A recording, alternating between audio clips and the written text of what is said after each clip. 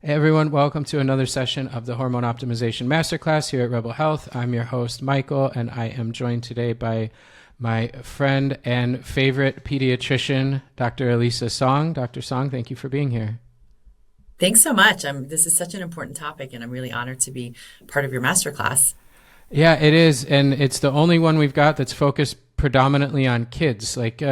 Children get brought up in some of the other presentations related to hormone imbalances and endocrine disrupting chemicals, and basically that this isn't only an adult problem, that it's also impacting kids. But this is our one presentation that's focused.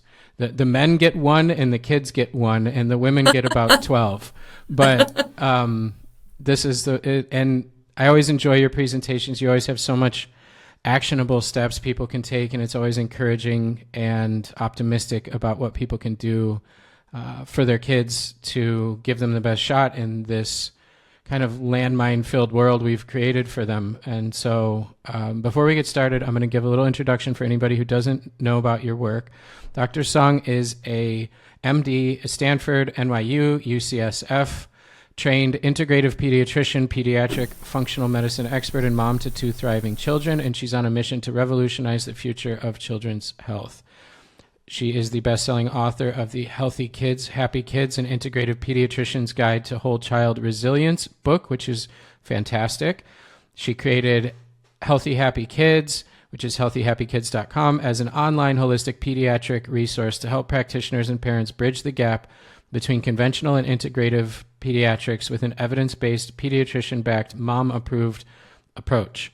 And in her integrative practice, she's helped thousands of kids get to the root causes of their health concerns and empowered parents to help their children thrive by integrating conventional pediatrics with functional medicine, homeopathy, acupuncture, herbal medicine, and essential oils. There's more I could say, but I think I'm going to cut it there because you're a busy woman and do a lot of things, but that is where they can find you and your work. And the book is something I would recommend to everybody who has kids or knows anybody with kids. It'd make a perfect gift. And so thank you for putting out so much very easy accessed information out there for people and really empowering parents. Thank you. Well, that is my goal as a mom and as a pediatrician. It's not just about spouting out the facts, because as we were talking offline, it can be a pretty scary feeling world out there, but we have to understand how to live in our world and thrive and help our kids thrive too. And I'm so grateful that you're having a pediatric talk, because as you said, kids' health kind of gets put on the bottom of the barrel, for a lot of, researchers, supplement companies, pharmaceutical companies. And so we need to raise awareness, because all of these health problems that adults are experiencing, well, the seeds get sowed in childhood. So it's really important. So I'm going to share my screen. All right, so we're going to be talking about protecting our kids' hormonal health from PFAS, which are forever chemicals, to other endocrine disrupting chemicals. So Michael gave you an introduction to who I am, and these are the two things I'm the most proud of. My kids, who are now tweens and teens, and really teach me every single day what it means to be a humble and hopefully a great mom, and also a pediatrician. So let's talk about some of the statistics, because we're focusing on hormonal health, but for kids, it's hormones and everything else. So we don't really know the real numbers of how many kids have chronic disease nowadays. In 2021, the CDC noted that around 40%, nearly 1 in 2 kids had at least one chronic disease. Now, when you roll back time a little bit and look at a survey from 2007, that number was actually higher. Even in 2007, it was noted that 43% of U.S. kids had at least one of 20 chronic health conditions that were assessed. So back then, we were at the 43% mark. And if you included overweight, obesity, type 2 diabetes, or being at risk for developmental delays, that number went to 54.1%. And we know that those conditions have skyrocketed, especially through the pandemic. The new normal seems to be that our kids really have a number of chronic health concerns. And when we're thinking about kids' health, it ranges from their immune system with allergic phenomena, asthma, allergies, hay fever, autoimmunity, neurodevelopmental and neuropsychiatric problems, ranging from autism, ADHD, anxiety, depression. And then we have all of our hormonal imbalances, PCOS in our teenage girls, anxiety, depression. We have metabolic syndrome, type 2 diabetes, which when I was training in residency, so I finished my residency at UCSF in 2000, so 24 years ago. Now, there was no term called type 2 diabetes. It was called adult onset diabetes. And the only kind of diabetes kids got was the autoimmune type 1 juvenile diabetes. We can no longer call it juvenile or onset or adult onset diabetes because there's so many kids whose hormonal and metabolic processes are so dysregulated that they're presenting with type 2 diabetes at very young ages. And I would really, have listeners and practitioners sort of open their minds to the populations that really are more at risk for type 2 diabetes, because I would say nowadays it's all of our kids. I'm seeing even in kids who are slim, fit looking on the outside, very athletic, very active. When I check their blood work, their fasting blood work, they have all the signs of actually heading towards type 2 diabetes or having type 2 diabetes. It is because of the way that we are living, our diet and our lifestyle, and toxicity that we're exposed to, which we're going to be talking about. And in 2005, so this is nearly 20 years ago, the New England Journal of Medicine noted that we have had over the past 1,000 years, a slow and steady increase in life expectancy. Look at all of our medical advancements and technologies. But 20 years ago, it was predicted that because of lifestyle changes, because of how we are living today, our children could be the first population in history that has shorter lifespans than us, their parents. So this really should have been an alarm, a wake-up call 20 years ago. And unfortunately, it's still not really there. We need to prioritize this. We need to understand with all of the medical advancements, the functional medicine tools that we have, the biohacking that's going on, we don't want our kids to have to biohack their longevity. We want to set the stage for longevity, I would say even before they're born, but we need to be thinking mindfully how to do that. So why is this happening? Well, there are a lot of influences in our modern world. Many have heard that we are the most overfed, undernourished populations in the world. I'm talking about the Western world, but sadly, this is true for even developing countries which are following suit with our sad standard American diet. There's a hygiene hypothesis. Our immune systems aren't getting trained. We are overusing pharmaceuticals, antibiotics, antacid medications, mood regulators, steroids that are disrupting our immune systems and disrupting our gut-brain, gut-immune system connections. There's never-ending, all-day-long psychological stress that is putting us into sympathetic fight or flight nonstop. And the topic of today is environmental toxicity. We are faced with more environmental toxins than ever before, and that exposure does not seem like it's going to be decreasing anytime soon. So it's time to be aware of what these exposures are, where they're coming from, what they mean to our children's developing brains, immune systems, and hormones, and how we can live in a toxic world and still thrive. Because there's really honestly not a place in the world you can go where you or your kids are not going to be exposed. We can't live in a bubble because living in an isolated, lonely little bubble may be more inflammatory than any of the toxins we're exposed to. So let's look at what we can do from a proactive standpoint. So this is just an example. You have this, styrofoam plate of French fries on, a wood deck. So what's here? There's acrylamide, there's the ketchup with the high fructose corn syrup, there's the pesticides on the non-organic potatoes, there's the ages or the advanced glycosylated end products that are cancer causing in the fries, and then wood, there's arsenic is is treated on many wood, even think about baby cribs too that are wood that you want to make sure is tested for heavy metal and other toxic exposures, and styrene from the container. So back in 1969, Rachel Carson wrote a book called Silent Spring.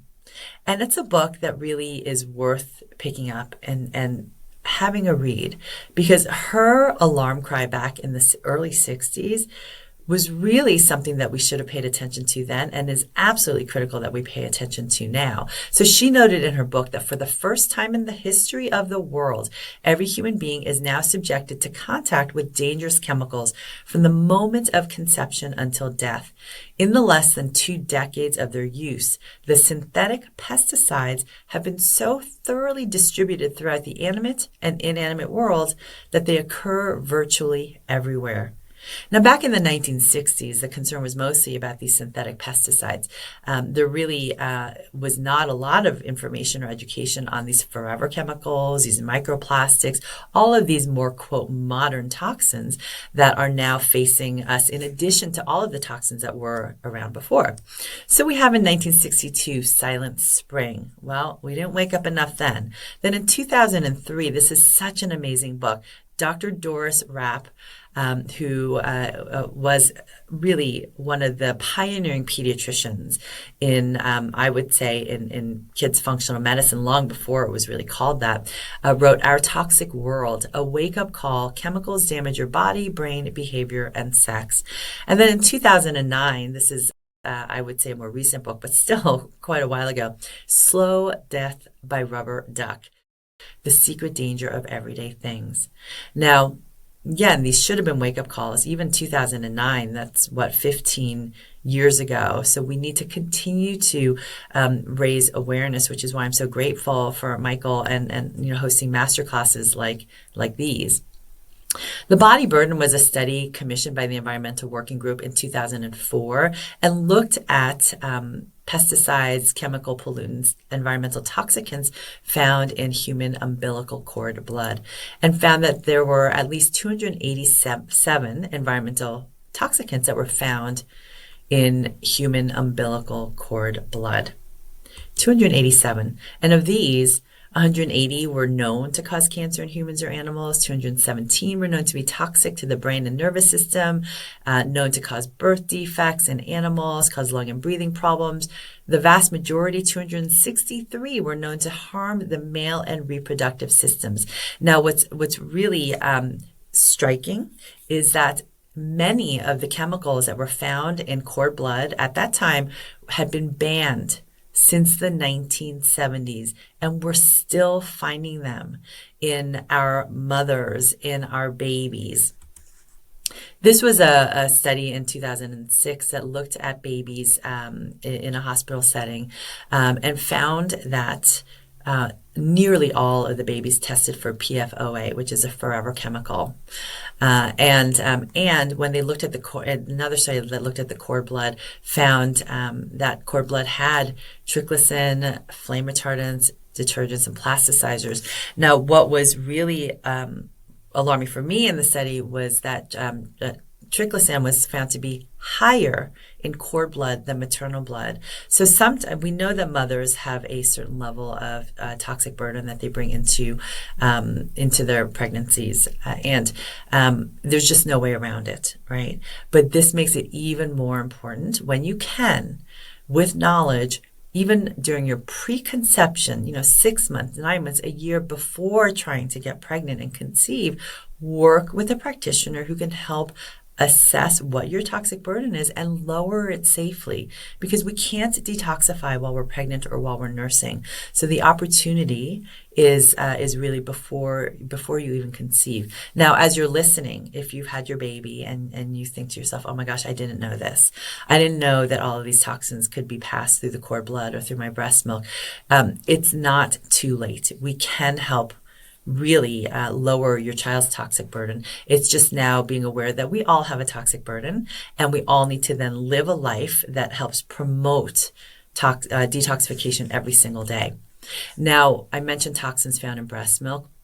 In one recent study, 100% of the breast milk samples contained PFAS, these forever chemicals. And they looked at 4 different kinds of PFAS. There's probably others as well. And breast milk has also been found, of course, to have any other toxins. Most toxins that are in a mother's body are going to be excreted through her breast milk. And breastfeeding can actually lower a mom's toxic burden by over 20%. So again, that can be a startling number, startling fact. It is breastfeeding still outweighs the risks. There's so many benefits to the baby, the baby's gut microbiome, developing brain, so many protective factors for the baby, also protective and health factors for the mom. So this is not to say don't breastfeed. But this is to say, have some knowledge and understand what we can do to minimize our toxic levels. In Harm's Way was a report released by Physicians for Social Responsibility in 2000 and found that of the 2,863 chemicals that are produced every year at over 1 million pounds per year, the majority, over 3/4, had no data on pediatric developmental toxicity. And the alarming fact is that testing is not required by the Toxic Substances Control Act. We're kind of in this wild west where we have all of these toxins that are making our modern lives very convenient. But we have no idea what the long-term impacts are going to be.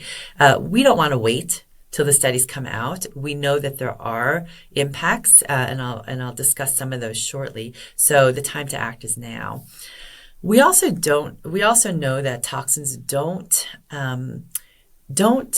present in isolation. So if you have, let's say, a toy, that has some forever chemicals and it's a plastic toy, that maybe has some PFAS, in the toy. And chances are there's going to be some microplastics there. There may be some phthalates, there may be some parabens there. Toxins typically come together. Same thing as ultra-processed foods. It's not like there's just one toxin in ultra-processed foods. There are very likely multiple. And unfortunately, we don't have any data on the long-term synergistic effects of all the vast number of combinations of environmental chemicals and toxicants that our kids and us, frankly, as adults can be exposed to. Children have a unique vulnerability to toxins. Pound for pound, kids have more exposure relative to adults. What's fascinating is, really pound for pound, they eat 2 to 3 times more calories than an adult. They need to drink 5 to 7 times more water. They breathe 2 to 3 times more air. They absorb 2 to 3 times more through their skin, and they absorb 2 to 14 times more through their gut. Their skin and their gut lining is more permeable, or if you want to call it, more leaky than an adult's. And so they are just absorbing more from the same amount of exposure. They're absorbing more than an adult. And of course, they're constantly putting their hands in their mouth so that they get more exposure that way. Exposure begins at conception. Now, exposures during these critical times of brain, immune system, hormone development in utero, and then even postnatally in the early, 0 to 3 years of life, and then in your tween years, there's prepubertal years where hormones are changing. Those exposures during those times could have lifelong impacts that we don't see for decades. And so any problem that occurs, it's interesting. I had a conversation on an interview the other day, and the host was saying, well, it does seem that kids are more resilient, when they get exposed to, let's say, this crappy food that I might eat and feel terrible after, kids seem to bounce right back. That may look true because they don't yet have the same level of toxic burden that many adults have. The problem is, things can be simmering underneath with their immune system and with their brains and their hormones and metabolic processes. And then something, that their toxic burden doesn't overflow into symptoms until they're older. But we want to keep that bucket as low as possible. And that's why it's really important to, take the steps, no matter how old your kids are, to be able to decrease their exposures and their load of toxicity. They also have immature detoxification systems. Their livers are immature, their kidneys aren't detoxifying as well. And, many kids tend to be a little bit more selective in their eating and not taking in the nutrients that are really essential for detoxification. I would say many adults are probably insufficient too. So anything that I talk about today really also applies to adults as well. We also don't know the quote safe threshold of environmental toxins. And I do think that over time we're going to find that the levels we know that the Environmental Protection Agency does not consider certain levels of toxicants toxic that are known to be toxic to humans and to animals. But our understanding of safe has changed dramatically over time. Let's take the instance of blood lead levels. When I was in residency, I remember, we would check in San Francisco, a lot of old Victorian homes, a lot of lead paint. And so we often would find kids with some lead in their blood at the 1-year visit when we checked their blood work. Well, back in the 90s, a level of 10 micrograms per deciliter of whole blood lead was considered quote, fine. It wasn't considered problematic. Back in the 60s, a level of 60 was considered okay. Now, fast forward, we know there is no safe blood lead level. So ideally, we would have no levels. And I would say that's true for any environmental toxicant. But again, in our modern world, it's impossible to get to zero, but let's get to as low as possible. As I mentioned before, these synergistic effects of toxins, there is an organization called Little Things Matter, started by Dr. Bruce Lanphier, a pediatrician in Canada.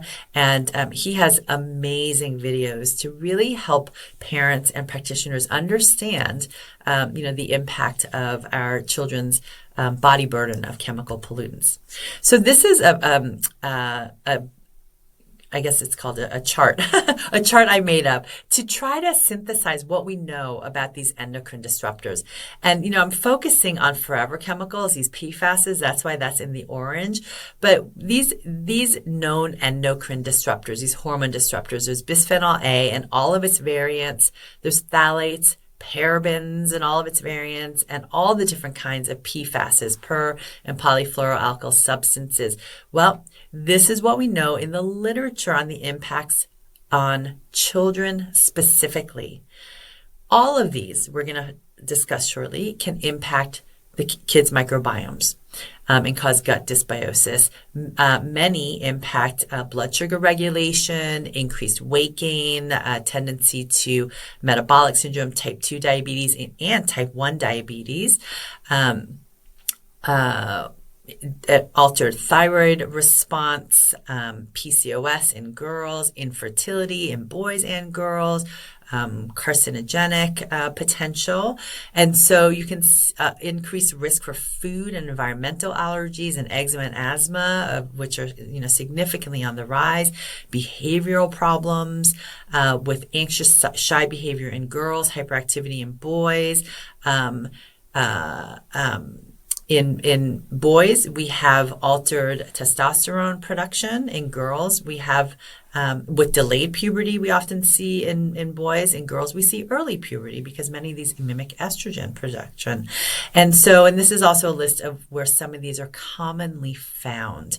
Now, when you look to see how they're eliminated, the really nice thing you would say about the BPAs, phthalates, and parabens are that they are rapidly excreted in urine. So if you can lower your exposure levels of bisphenols, phthalates, parabens, which we can easily by choosing not to buy plastics. Never heat up foods in plastics. Look at your cosmetics, make sure, and your skincare products, and make sure that they don't have any of these parabens listed here. When you buy cans, make sure that they don't have can linings that contain bisphenol A, and ideally none of the other types of bisphenols. If we lower our exposures, then we get rid of them quickly in our urine. The problem with forever chemicals is that we don't excrete them efficiently. They're not very well excreted in our urine. Sweat is not an efficient way. Sweat does not get rid of forever chemicals, so going into a sauna is going to do nothing to reduce your forever chemical burden.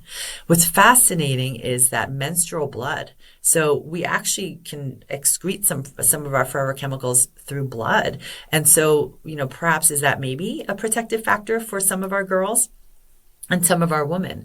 But unfortunately, there's not, very efficient metabolism and excretion, and they have very, very long biological half-lives, up to 35 years, which is why some people call which is why they're called forever chemicals, because they last forever in our soil and, in our products, our manufactured products, and they can seemingly last forever in our bodies. So this is just pulling out from there the main sources of endocrine disruptors that you can kind of take a screenshot if you would like, just to go back to for reference. And there are so many online references as well. So why are they so disruptive? We know that endocrine disruptors can disrupt our hormone levels, both boys and girls. We know that endocrine disruptors can either mimic male and female hormones and wreak their havoc in that way, or bind to male and female hormone receptors and cause hormonal imbalance in that way. They may even actually create novel, new hormone receptors. So that's part of it. But what is at the root? I would really, say, and my conjecture is that the root cause of all of this is that these endocrine disrupting chemicals truly are microbiome disrupting chemicals. And we know that for children especially, all health really does start in the gut. In fact, in my book, Healthy Kids, Happy Kids, you'll notice on the cover there's a blue burst that says why your child's microbiome holds the key to lifelong wellness. It is so important for your child's developing immune systems, brains, hormones, metabolic processes, whether they're infants, whether they're toddlers, or whether they're teens and tweens. Now, our hormones and endocrine disruptors and gut microbiome have an intimate connection. There is something called the endobolome, which is our microbiota, right? The bugs in our gut, and all of their genes and pathways that are involved in metabolizing our sex hormones, our steroid hormones. So these are the microbiota that we have. If they are probiotics, right, are beneficial flora, they efficiently will allow excretion of the hormones that our liver has already processed to try to get out through our stool. When our gut microbiome is not healthy and we have dysbiotic organisms, that the work that your liver has done to, quote, detoxify the abnormal levels of sex hormones and get them out into your stool, those pathogenic flora can then deconjugate those hormones, basically undo the work that your liver has done, and then we reabsorb those toxic hormones back into our bodies. So that's where when we talk about the, quote, bad estrogen levels really accumulating in women, increasing the risk of certain cancers like breast cancers, it really stems from understanding how to support your liver's detoxification and also healthy gut microbes to support healthy stool excretion. And it's a two-way street. The levels of male and female sex hormones that we have are affected by gut microbial diversity and composition. On the flip side, our gut microbiota composition and diversity also affects the levels of our male and female sex hormones.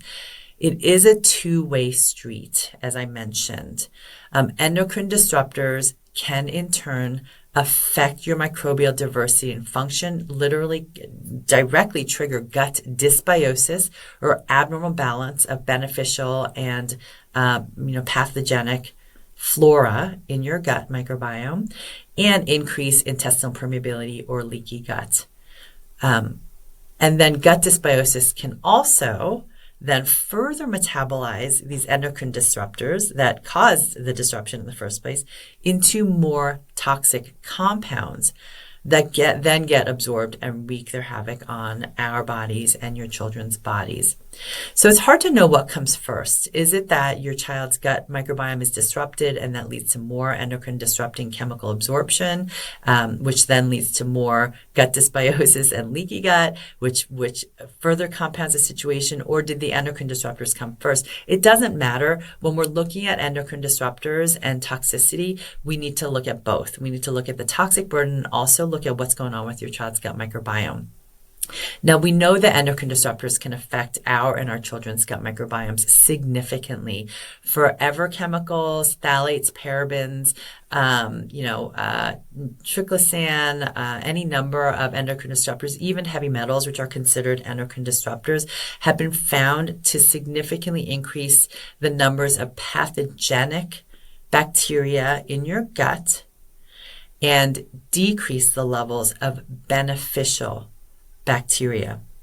What's interesting in one study, this study found that maternal exposure to endocrine disruptors did affect babies' microbiomes through the placenta and also through breast milk, with differential infant microbiomes at 6 weeks of life and even at 1 year of life. So this is in utero. So again, pointing to, ideally we would have all mamas and papas. I'm not going to, have dads out of this as well, because we're finding that even dad's microbiome and toxic exposures are absolutely affecting babies in utero and postnatal outcomes. So trying to reduce your toxic exposures before you even get pregnant. But it is what it is now. We know that there's significant disruption to your child's gut microbiome.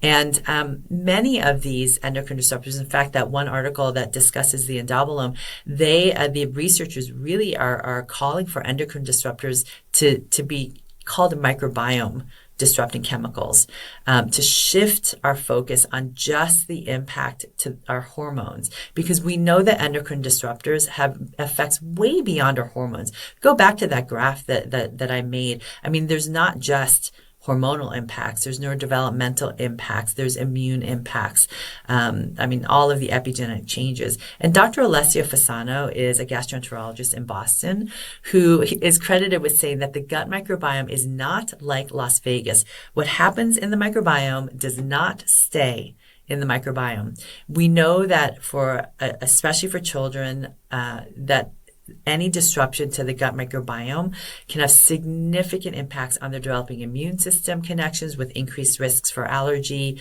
asthma, eczema, autoimmunity, significant impacts on their gut-brain connections, with increased risks for autism, ADHD, anxiety, depression. And we know that the effects of endocrine disruptors are transgenerational, that the impacts to mother's gut microbiome and her vaginal microbiome and her breast milk glands microbiomes will then have impacts on the baby, which then has impacts on our baby's babies, and so on and so on. So this is the article I was talking about with the endobolome, pointing to the fact that, yes, there are hormone microbiome impacts that then significantly impact the gut microbiome, with dysbiosis and leaky gut leading to a whole host of hormonal problems, but then also all of these other ripple effects on virtually every single organ system in our body. Oops. And this is a list of the known endocrine disruptors that have microbiome disrupting effects.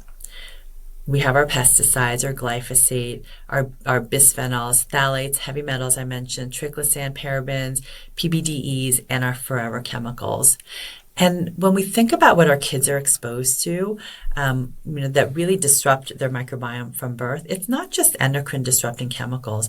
It's really all of these other factors. We know medications, not just antibiotics, but medications like ibuprofen, reflux medications, antihistamines, steroids, birth control pills, SSRI antidepressant medications, ultra-processed foods with food additives and added sugars and artificial chemicals, EMFs, or electromagnetic frequencies, psychological stress, and lifestyle stress all contribute, all disrupt your child's microbiome.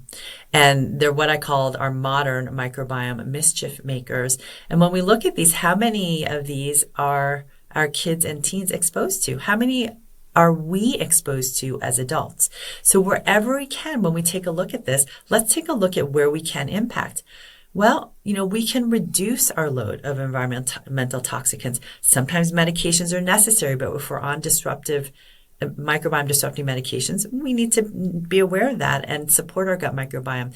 We can choose organic as much as possible. We can choose whole, real foods, minimally processed foods. We can lower our EMF exposures, and we can work on optimizing our psychological and lifestyle factors.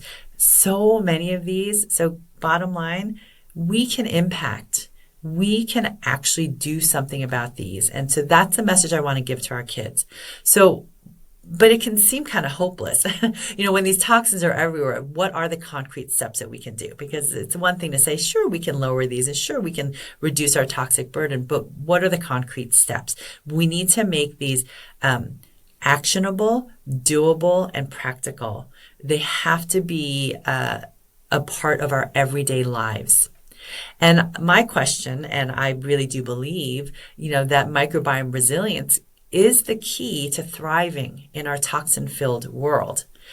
And when we think about toxins in our kids, remember, our kids are exposed to toxins from the moment they're conceived. So they face a lifetime of chronic ongoing exposure to environmental toxicants. I would argue that this really goes against the routine use of really aggressive detox measures that rapidly remove toxins in our kids who are not acutely ill or symptomatic. Now, if you have a child with a significant health concern, it may be that we are doing more of a detox protocol. But even then, I would say, aggressive is not really the way to go for our children. And regardless, the key is to make detoxification a lifestyle. This is a must. We have to minimize our kids' exposure to environmental toxicants. We have to lay the foundations for gut microbiome resilience, which really is our children's greatest ally in thriving in our modern world. We have to optimize diet and lifestyle to support detox and elimination, and optimize vagus nerve function for optimal detox support. This is really key. So when we're making detox a lifestyle, we have to think about how to minimize exposures to toxins before they get in, right? We want to make sure that our load is as low as possible. So again, before you conceive, awesome. That would be great. Before pregnancy, lowering mama's toxic burden, optimizing maternal and paternal gut microbiomes, and reducing maternal psychological stress. The relationship between psychological stress and vagus nerve functioning and overall toxicity cannot be ignored. This is very key to healing, reversing, and preventive chronic disease in children and adults. And it's often something that we don't pay enough attention to. But I would say it is really up there, maybe the most important thing that we need to pay attention to. One study found that prenatal exposure to endocrine disruptors had the same dysregulating effect on the baby's hypothalamic pituitary adrenal stress axis as prenatal psychological stress. There is the same impact on the baby's physiologic response to stress. And there's conjecture that when you have prenatal endocrine disrupting chemical exposure and significant prenatal psychological stress, that those two together can be additive and even synergistic and really compound the impact on your baby's developing stress response. So really supporting moms through pregnancy, through delivery, postpartum is really important. We want to minimize what toxins we get in from our food and our drink, and many of you know this, right? I'm going to point out, a heavy metal exposure. One surprising area where people don't necessarily think of heavy metal exposure is through processed cheese, cheese strings. Those any of our processed cheese, shredded cheese that you buy in a bag. Many are processed with aluminum. The way they're processed accumulate aluminum. So things like, your DiGiorno frozen pizza has been found to have high aluminum levels because of the cheese. So when you're buying cheese, it's so much better to buy a block of, organic cheddar cheese, shred it yourself, and not have the processed shredded cheese that has all of the different ingredients that prevent it from caking. And popcorn, microwave popcorn, no microwave popcorn, please. A very high source of forever chemicals. We also want to minimize our non-food exposures to our environmental toxicants. And so these are just some suggestions. Cookware, really important to use non-coated non-stick cookware, and choose stainless steel, cast iron, ceramic cookware options. Being aware of the toxins that may be in your in your children's toys, in your clothes, reducing EMF exposure. These are some potential sources of heavy metals. We all think about mercury in fish, but knowing that rice and apple juice can have arsenic. Chicken, often non-organic chicken, is often fed arsenic as an antimicrobial. And think about our cosmetics. When your teens and tween girls who are really, or boys who are really into cosmetics, it is worth the investment to get them clean makeup that is not laden with heavy metals. Water filters.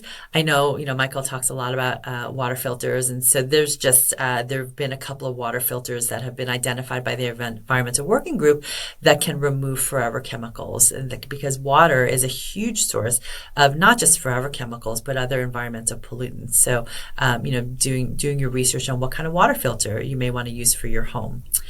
And then when we think about optimizing diet and lifestyle to support detoxification and elimination, we want to prioritize sulfur-rich foods, those stinky foods, those cruciferous vegetables. Why? Because those enhance your glutathione levels.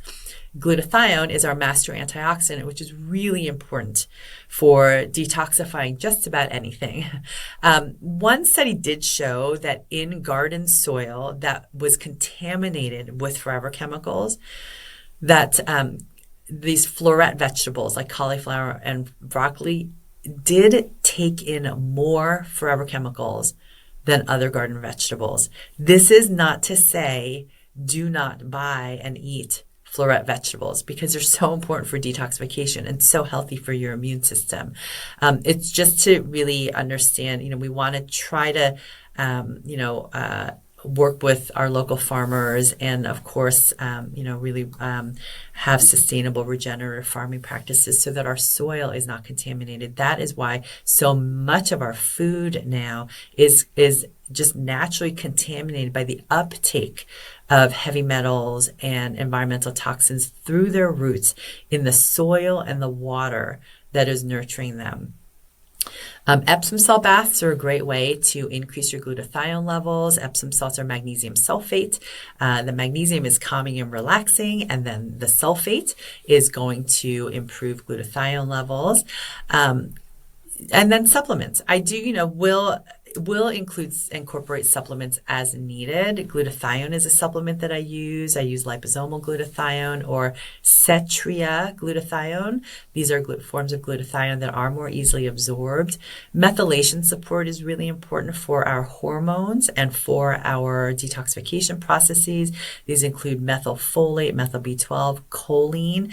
In fact, methylation nutrients can reduce the adverse epigenetic impacts of forever chemicals while you're pregnant to your offspring. So that is really, really key. We can't get rid of all of our forever chemicals and toxins that we're exposed to, our BPAs. But while you're pregnant, if you're taking a really healthy amount of methylfolate, methyl B12, choline, vitamin B6, all of our methylation factors, that has been shown to actually reverse and prevent the negative impact of endocrine disruptors to your offspring. Mitochondrial support is really important because we know forever chemicals can cause mitochondrial dysfunction. So those include things like CoQ10, ribose, or carnitine. These are supplements that I will incorporate more commonly in kids who have chronic health concerns, where I want to support all of their processes to help make sure detoxification is happening efficiently. And of course, we need to keep the routes of elimination wide open. How do we eliminate? We pee, poop, sweat, and sleep. Okay, sleep is a really important elimination detoxification route as well. So we need to make sure our kids are peeing, pooping, sweating, and sleeping optimally every day. These are some examples of our top sulfur-rich foods. Epsom salt baths are here because they increase our sulfur content and not because we eat them. But it's our cruciferous vegetables and also mushrooms, garlic, onions, asparagus, and spinach. So load those in. Now, when we think about making detox a lifestyle, we also have to think about how to create gut microbiome resilience. So we're going to focus on endocrine disruptors and what that means to create a foundation of gut microbiome resilience so that your kids' microbiomes and their brains, immune systems, and hormones are resilient no matter what they're exposed to in life. So in my book, I talk about the 5 things for microbiome magic, and it's a wheel of whole gut resilience. There are 5 things that we do every single day, and if we learn how to do them like a gut hero, we can create all sorts of microbiome magic, and we can create resilience against not just endocrine disruptors, but against, microbiome disrupting medications and psychological stress and, all of those food colors and artificial sweeteners and too much sugar and dyes that your kids are invariably going to be exposed to. So it's all about creating resilience. We're going to focus on Nourish, part 1, okay, how we eat. And there's so much more though. Okay. We're going to also quickly touch upon, how we breathe or engage our vagus nerve, move, hydrate, and sleep for microbiome magic. The gut reset is the protocol I use for returning your child's microbiome back to health if they have gut dysbiosis and leaky gut. And that's, in part 3 of my book, I talk about how to really know if your kids may have gut microbiome disruption and run through the gut reset protocol. But for now, we're going to talk about how do we really build up that resilience. So when we nourish your child's microbiome, the key is to reducing absorption, enhancing degradation, and mitigating or preventing the effects of endocrine disrupting chemicals. So this means getting in your microbiome champions. So the whole gut rainbow, okay, is what I call it, with the 3 Fs: fiber, phytonutrients, which I know is a PH, but it sounds like an F, and fermented foods. If we focus on these 3 Fs that nurture your gut microbiome, then you're giving your gut microbiome the beneficial probiotics, all the things that they need to grow and thrive so that they can help your kid and they can help us grow and thrive. Now, one thing you'll notice is microbiome champions, they're all plants, okay? Now, we know fiber can actually help increase gut excretion of forever chemicals.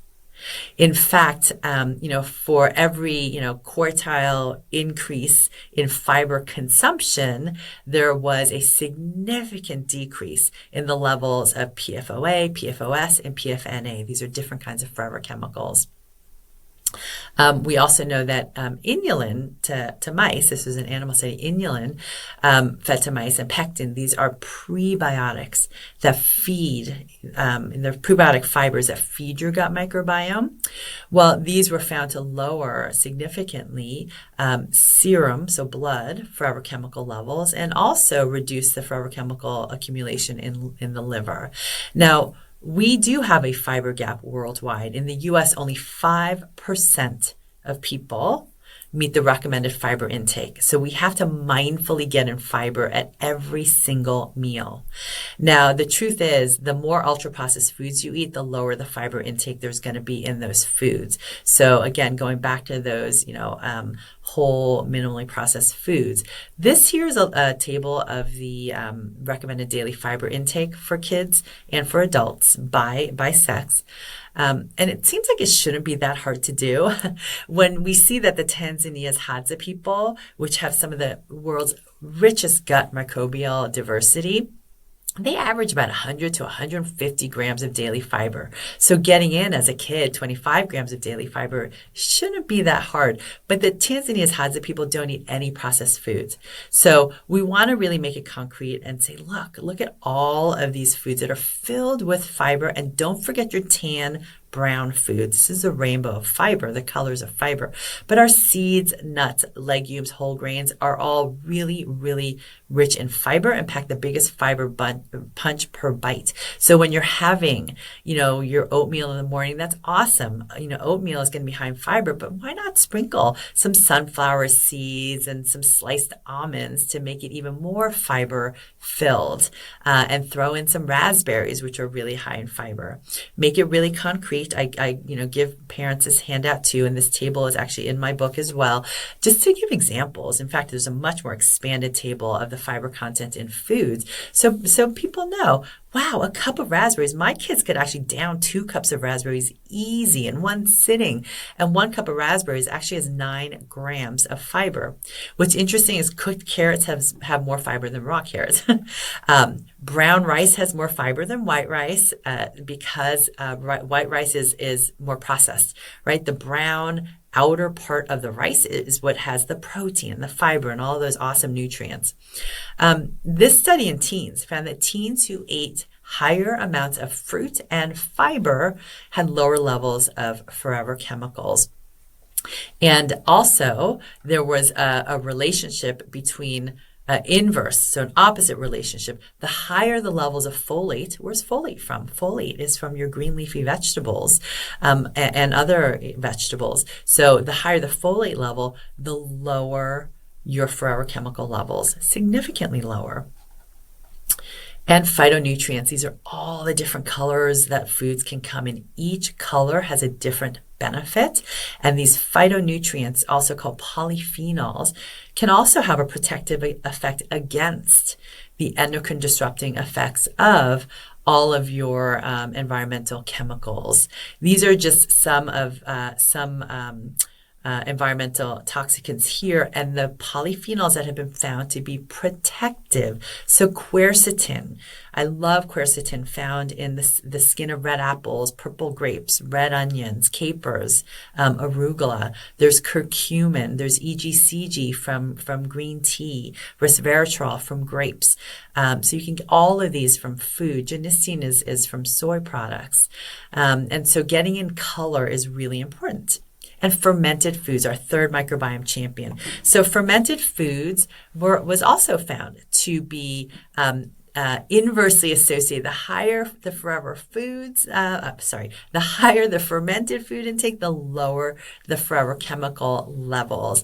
And probiotics found in a variety of fermented foods have been found to be able to break down, degrade forever chemical and other environmental pollutant levels, and also reduce their absorption and mitigate their adverse effects. So get your fermented foods in. So much benefit to them. There's one drinkable yogurt drink that you've probably seen on the market. That this one was actually specifically studied to be protective against BPA and reduce intestinal absorption and blood concentrations of bisphenol A after ingestion, and also increase your stool excretion of bisphenol A. So, okay, eat more fruits and vegetables, right? I mean, that sounds simple enough. Well, 1 in 2 kids today doesn't eat any vegetables on any given day, and 1 in 3 kids doesn't eat any fruit on any given day. So I hear you as parents if you're saying, I don't know, how am I going to get my kids to eat more fruits and vegetables? Well, I have some tips and tricks in the book. One thing we also know about color, okay, we have our fruit and vegetable, and fiber gap. We have a color gap in every single color. 8 in 10 Americans doesn't, get enough color in every single color. All right. So how do we get them to eat more plants? I have some tips and tricks for the pickiest eaters in the book, but this is a whole gut rainbow handout that is a resource. You guys can take a screenshot too, but it is a downloadable resource. Print this out, put it on your fridge. These are all of our microbiome champions that would be great to focus on. What I have kids and parents to do is just take a look and see, okay, what are, the handful of items on this list that we want to put into our shopping cart for the week and incorporate into our meal planning. So get your kids involved with the meal planning and the cooking. And then we want to count our plants. So I talk about making every meal pop with plants on purpose. And it's so cute when you talk to little kids about making it pop. I had this one little girl who was listening to me speaking and as her mom was listening about making meals pop. And you just think, what's one more way you can add just one more plant to everything you're eating? I already mentioned the oatmeal. Could we add sunflower seeds? They're probably in your cupboard right now. Just pull them out. Or, if you're making chili with maybe kidney beans and some ground turkey. Well, what about adding some chickpeas to that? You just added one more. Spices count, so adding turmeric or adding cinnamon, all of that counts. So how do we make it pop? And so this little girl, afterwards, as mom was making dinner, she ran up to her mom and was like, hey, Mom, are we going to make it pop? So we want to make everything memorable, actionable, doable, and also fun, because if it's not fun, your kids aren't going to do it. And this also works for our teenagers too. So final thing, hydrating, moving, and sleeping. We have to optimize our elimination pathways, open up those routes of elimination. Remember that blood is a source of PFAS elimination, menstrual blood for girls, but that's not an option for boys. So we want to, make sure we're hydrated so we're urinating. Remember, urine is a really good way of excretion for parabens, phthalates, and bisphenols. But even our poop and our sweat and our sleep is really important. Hydration is another microbiome. 5 things for microbiome magic. Hydration helps pee, poop, and sweat. So 3 routes of elimination.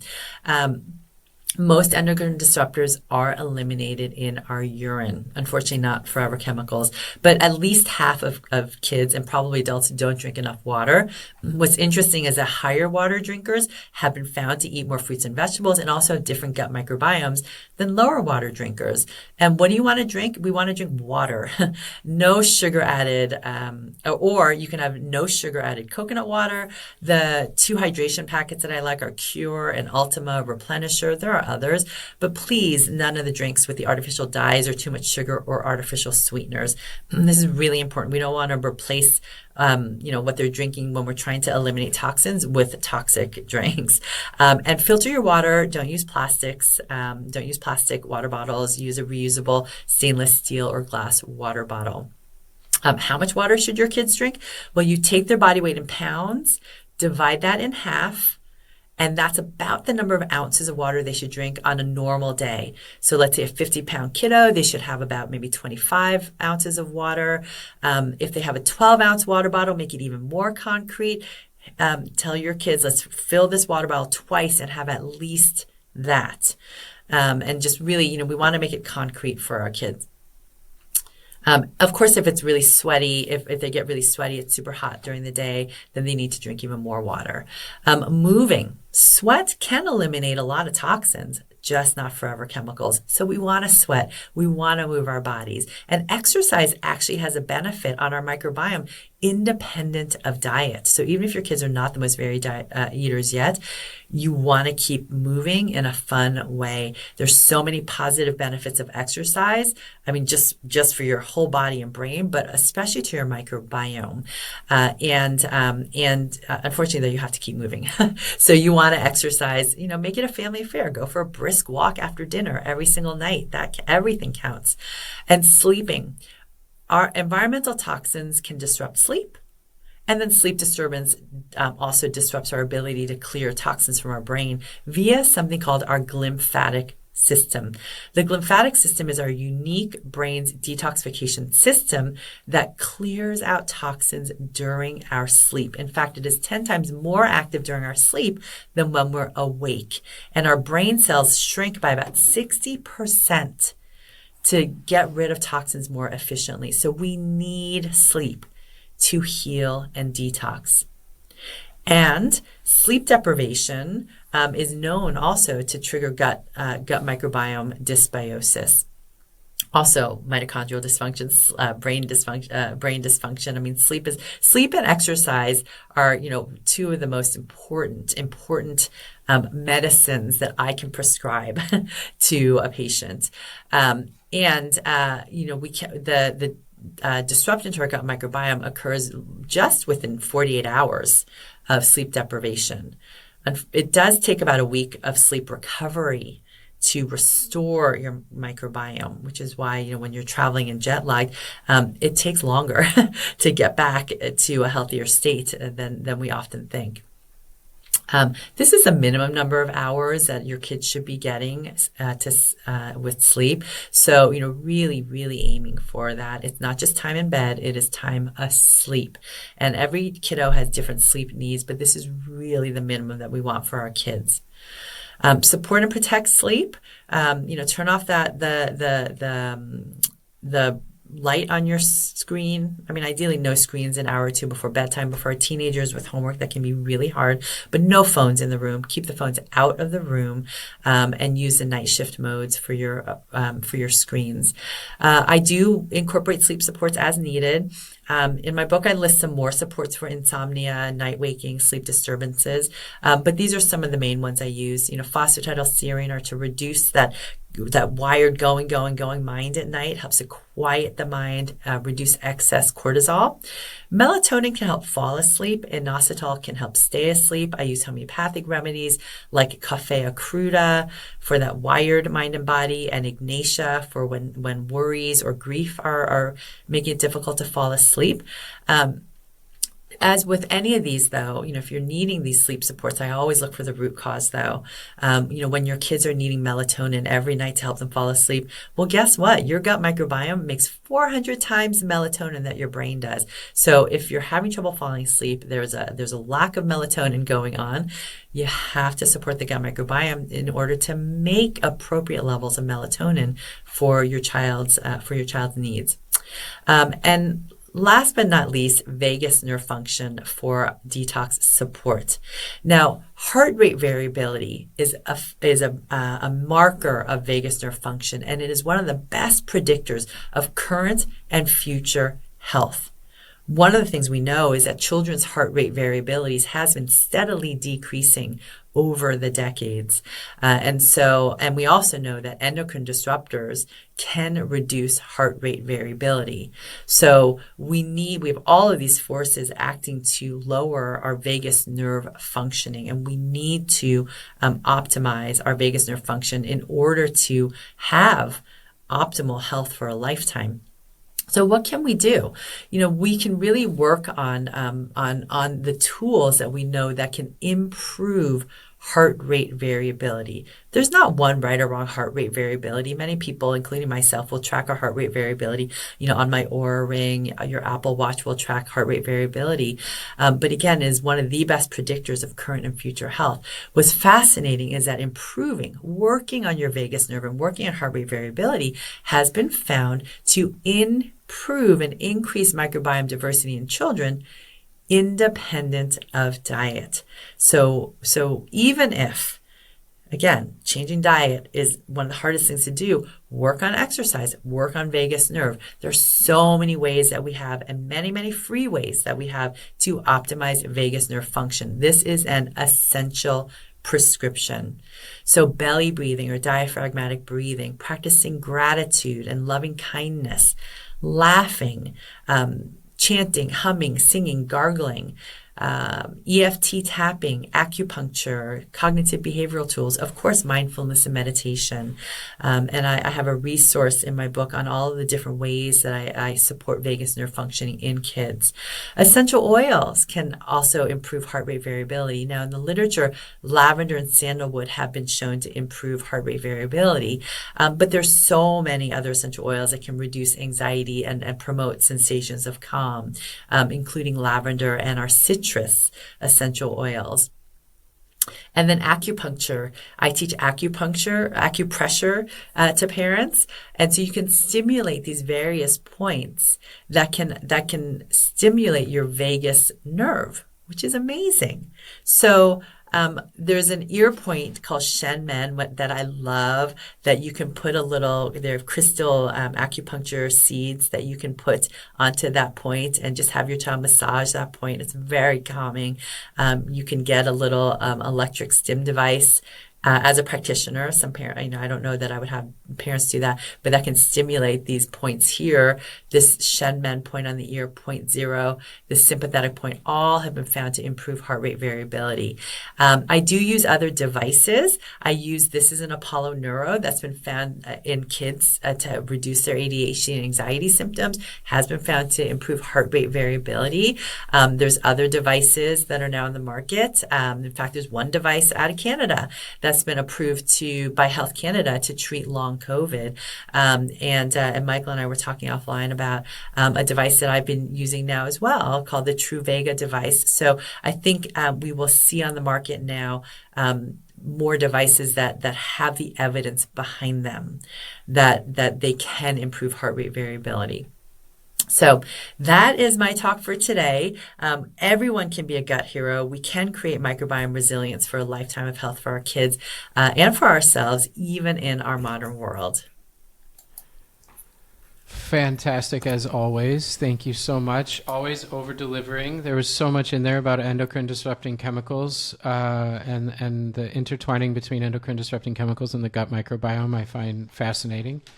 And I have been kind of the host, and I don't know what else to call it, but I'm working with Kiran Krishnan right now on a microbiome course that we're running with him. And there was so much overlap between what you were teaching and like handouts I've been making and charts. And I was like, man, I came up with these all on my own. I thought I was coming up with original ideas, but the overlap was striking. And it's, I didn't know that endocrine disrupting chemicals have such an impact on the microbiome. Usually it's just talked about hormone levels, but it doesn't talk about how it gets there to the hormones and the reason that it gets to the hormones. Because hormones are like a canary in the coal mine. They're not they're the thing that responds to all the things that are wrong. They're not the cause usually. And so it's more the sign that things are wrong. And I never saw it broken down to where it gets to like, how do these chemicals actually do this? And it makes tons of sense.